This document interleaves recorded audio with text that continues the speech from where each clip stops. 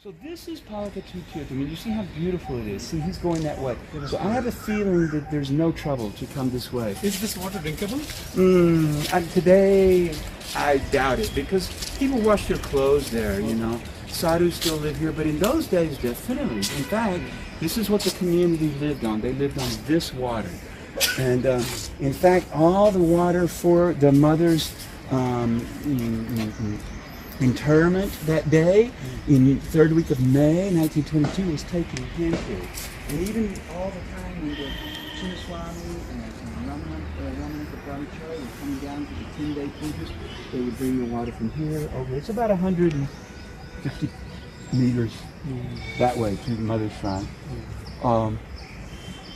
Now we're skipping ahead a little bit, because they came down, established Raman Ashram, and then people needed places to live. So all the sadhus started living here.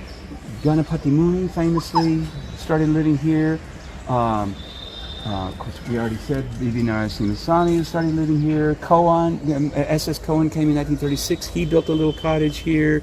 Ramanatha Brahmachari, Muruganar lived here for a time. Who else? Do we have their cottages now?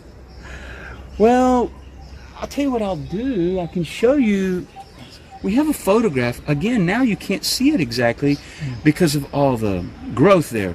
But he had a small little cottage there, Paul Brunton. Paul Brunton came in 1931.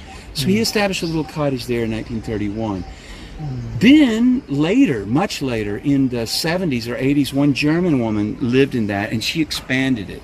Yes. She built a big proper house. That original cottage, if you go in the house, and the family's happy to let you in, they're a Tamil family, they were her caretakers.